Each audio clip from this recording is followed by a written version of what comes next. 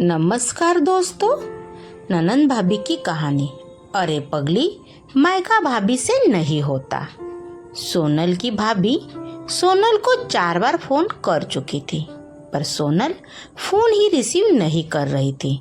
बाद में जब सोनल किचन से बाहर आई तो देखा उसकी भाभी के 4 मिस कॉल है लगातार।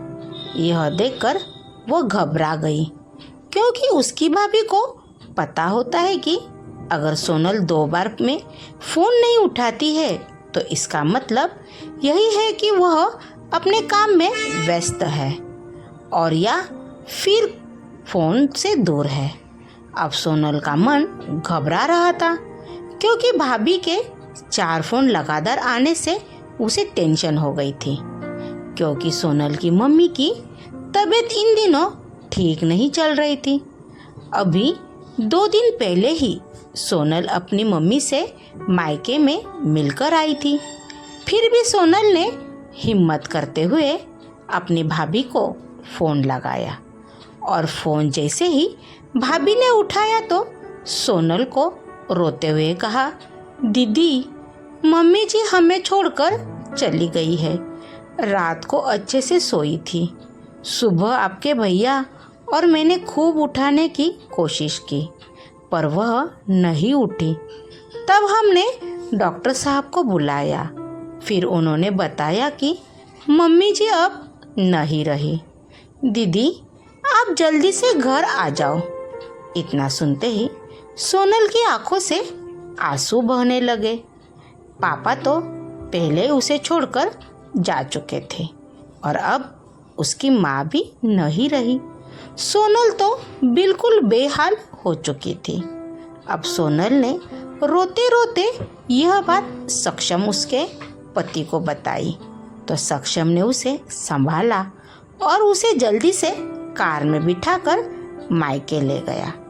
सोनल जैसे ही अपने घर पहुंची तो अपनी माँ के शरीर को देखकर उससे लिपट गई और खूब रोई। आखिर में सक्षम ने उसे किसी तरह समझाया और माँ का अंतिम संस्कार किया। सारे विधि विधान होने के बाद भी सोनल की रुलाई रुकी रही। उसी माँ की बहुत याद आ रही थी।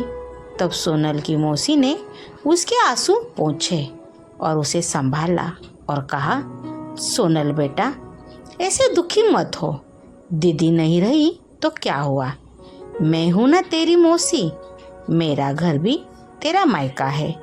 तेरा जब मन करे तब आ जाना अपनी मौसी के पास। वैसे कहते भी है तो मोना मौसी का मतलब माँ जैसी।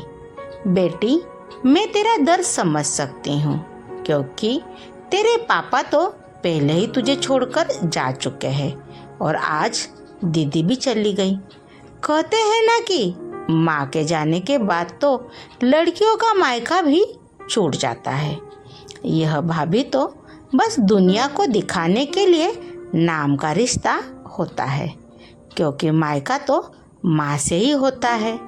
सोनल भी मन ही मन सोचने लगी कि शायद मौसी ठीक ही तो कह रही है, और वह मौसी से लिपटकर जोर जोर से रोने लगी और कहने लगी, क्या मौसी, मेरा भी मायका अब नहीं रहा।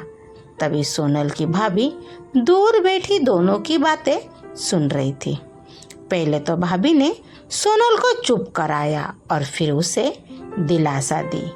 फिर भाभी ने मौसी से कहा कि मौसी जी, आपने ऐसे कैसे कह दिया कि मायका केवल माँ से ही होता है।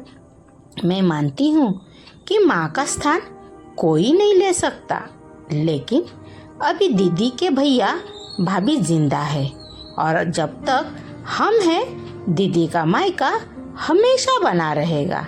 मैं पूरी कोशिश करूँगी दीदी को मम्मी जी की तरह प्यार और सम्मान देने की, और दीदी जब चाहे तब आ सकती है। यह घर कल भी उनका था, आज भी है और कल भी रहेगा।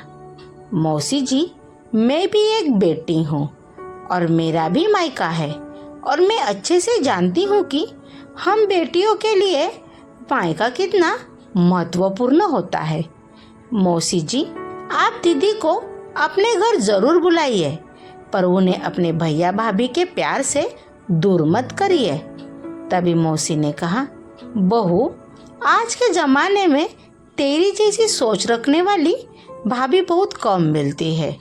मुझे माफ़ करते, मैंने सोनल को गलत राह दिखाई।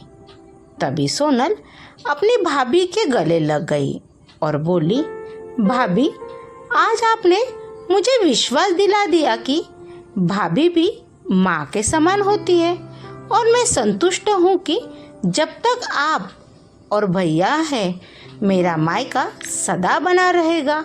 और किसी ने कहा है ना कि भाभी माँ के समान होती है। आज आपने मुझे इस बात का विश्वास भी दिला दिया है। Thank you. आपको कहानी कैसी लगी? कहानी को लाइक कीजिए। अगर आप चैनल पे नए हो तो चैनल को सब्सक्राइब कीजिए।